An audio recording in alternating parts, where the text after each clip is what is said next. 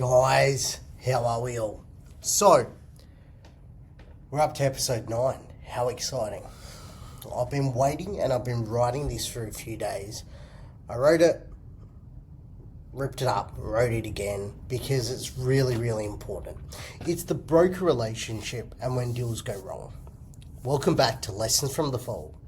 Today we're talking about something that sits at the centre of every deal, the broker. But we're not just going to talk about relationships. We're going to talk about what happens when those relationships break down. Because every deal has 3 moving parts: the client, the broker, the lender. And when those 3 aren't aligned, deals don't just slow down, they fail. Everything starts with the client. And the broker is the first point of trust. The client isn't just looking for money, they're looking for clarity, guidance and confidence. Often they're under pressure. They're being declined by the bank. They're time sensitive. They're trying to slow down and we're trying to help them solve a problem quickly. So the broker's job just isn't to find a lender. It's to understand the full situation. And here's where things can go wrong.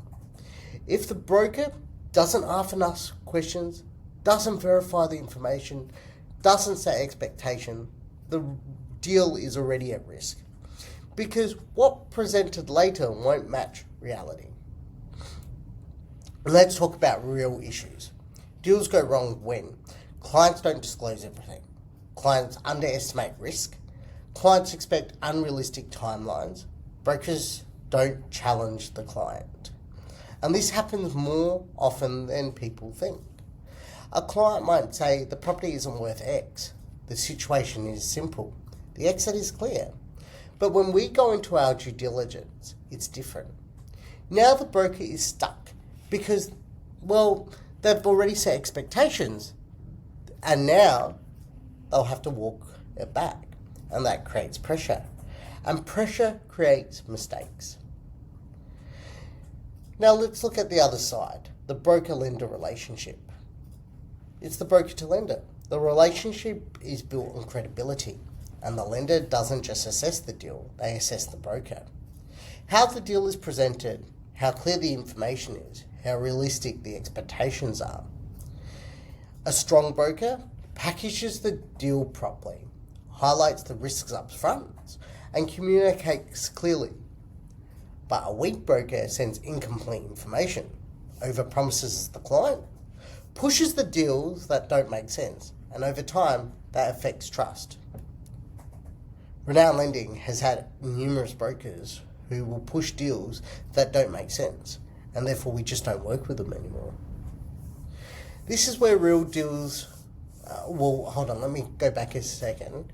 It's that we don't work with them, we just don't trust them to give us the right information.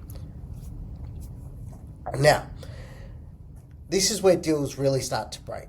Common issues: incomplete submissions, missing documents, unclear exit strategies, last-minute changes, overpromising speed.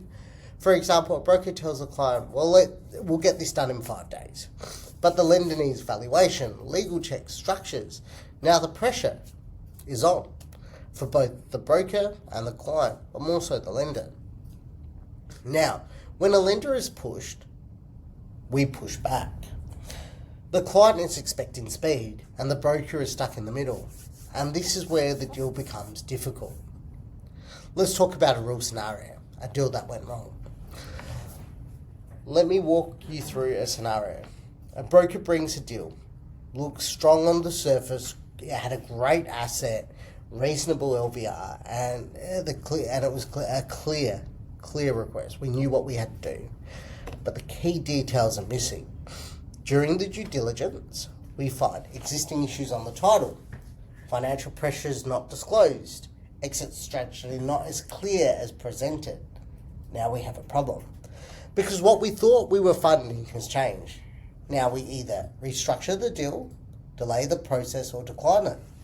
And none of those outcomes are easy because expectations were already set. Now, when deals go wrong, the cost isn't just financial, it's time lost, opportunity missed, relationship strained, reputational impact. For the client, it's stress. For the broker, it's definitely credibility.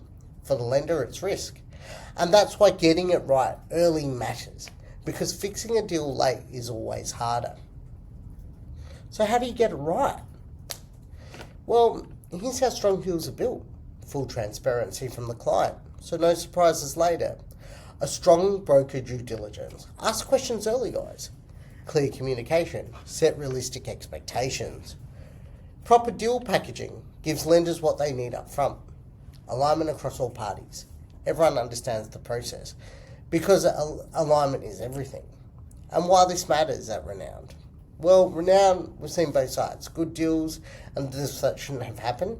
And the difference is always the same. Clarity, structure, communication. And that's what makes deals work. Not just speed, not just pricing, but execution. So, in closing, deals don't fail at the end. They fail at the beginning. With poor communication, with missing information, with misalignment, expectations. And if the relationship isn't right at the start, if the relationship is right at the start, the deal becomes easier. In the next episode, we'll go deeper into risk, how lenders actually think. What separates a good deal from a bad one?